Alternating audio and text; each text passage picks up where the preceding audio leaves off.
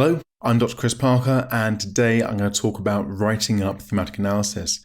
In the previous videos, I talked about what thematic analysis is, and I showed you how to perform a simple thematic analysis using just pen and paper.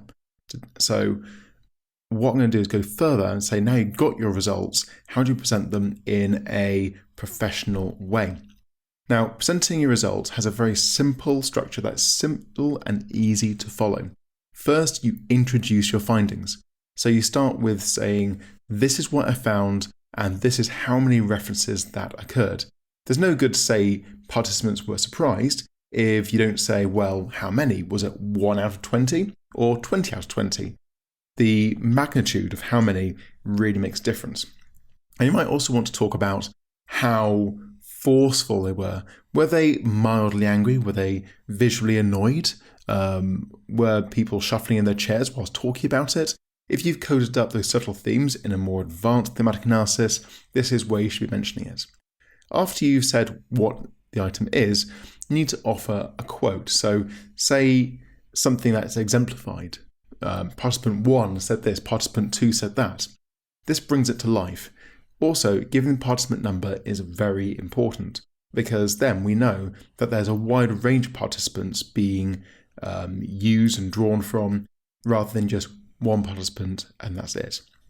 After you've offered the quote, you need to interpret the meaning. Say, well, what does this mean? Now we've got this thing happening, but what does that mean to the question we're trying to answer? Is it that these things we need to redesign? Is it these things need to be solved? Does the website try and solve a different problem whilst participants are trying to do this thing over there? Do we need to change navigation because of it? Whatever it is. So give your insights. And that gives a lovely structure between what you found and what it means. The reader can easily understand it. So I'm going to provide an example, which is from a paper which I recently published with one of my fantastic PhD students, Liang Chao Su. So, the younger generation, aged 18 to 25, are the main adopters of v-commerce, virtual reality commerce, as shown in Table 3. We haven't got that here, that's okay. 94% of participants in the age group 18 to 34 were familiar with VR.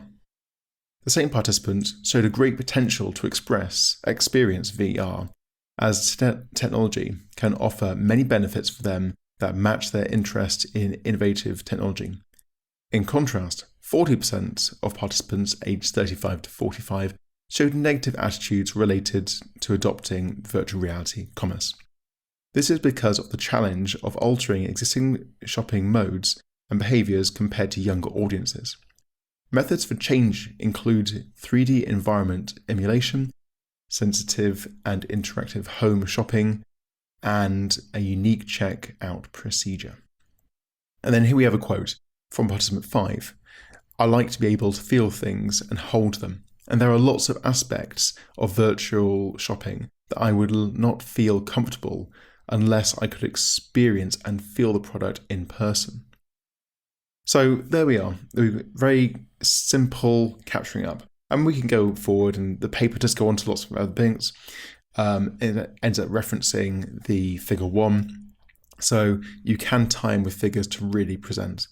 I also recommend that if you've got a lot of results, far too many results to talk about, you put a table of your results at the very start of the chapter or section so the reader can get a big overview before you pick out the important parts. If you haven't got too many details, rather than having a table and talk about everything you put in the table, just leave the table out. So if you want to have a better look at this and have an example of how you can write up thematic analysis, this is the reference for the paper. It's How to Design Fashion Retail's Virtual Reality Platforms by Sue, Parker and Hart in the International Journal of Retail and Distribution Management. I recommend you go have a look at that, have a read, and leave a comment with this video and ask anything you like about the paper or anything you like about how to write up different styles. Writing up thematic analysis in a formal way does take a bit of style, and you do have to think about writing persuasively and clearly. That is a skill in itself, but if you follow the basic procedure about stating the fact, giving a quote, interpreting it, you will be absolutely fine.